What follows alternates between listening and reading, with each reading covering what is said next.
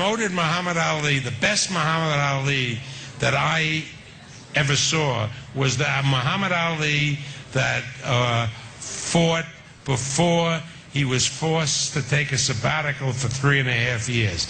And he had speed and he had reflexes, but he sure as hell didn't have the explosive power that Manny Pacquiao has. There was only one fight that I saw that explosive power, and that was in the Cleveland Williams fight.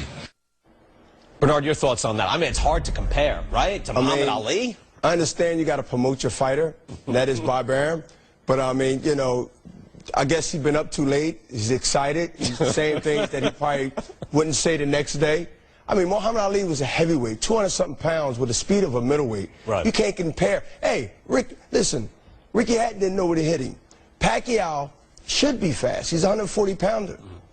To me, any small guy that's weighing 40 and less should be fast anyway. Right. You can't compare Muhammad Ali to Pacquiao when it comes to speed. I agree with you on that. Let me twist this another way. Let's bring Teddy Atlas back in. Hey, Teddy, I would put the question, where does Pacquiao slate in all-time right now? Because now he's a 4-division champion, and he just knocked out an undisputed junior welterweight champ in his prime in the 2nd round. Where does he slot among some of the all-time greats?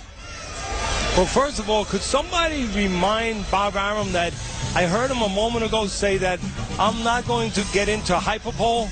I'm not going to, yes. you know, get into hyperbole. I'm not going to, or that. He wasn't going to get into either one of those things. Either or. And he jumped into both of them. So, all right, look, where does he fit? Brian, you know, and Bernard, you know, you go back to the 20s, the 30s, the 40s, even the 50s, the golden era of boxing, where you had great fighters fighting every week.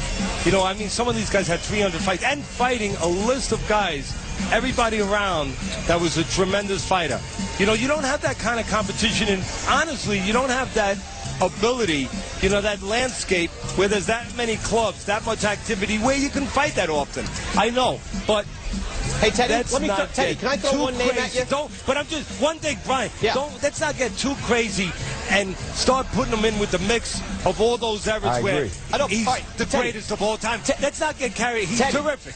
Teddy, I have one name. How about Alexis Arguello, 3-division champ, an all-time great, but then he went up against Aaron Pryor. Look, it's Aaron Pryor, and it's classic fights, but this guy actually took the junior welterweight title. He's comparable, Pacquiao, isn't he? Yes, but that's a different era. You're talking about the 80s. You know, you're talking about the late 70s. You're talking about the 80s, then, of course, the 90s. So, but I'm still not putting them in there with the guys that had 200, 150, 300 fights. You know, the guys in the 20s, the 30s, the 40s, the 50s. I'm not putting them in the greatest of all time. Does he match with Alexis Arguello and Aaron Pryor, you know, and the likes of those kind of guys? You know, even Pernell Whitaker. Pernell Whitaker is still ahead of him. Pernell Whitaker, okay, you know, that's high company. That's high company still. No, he's in.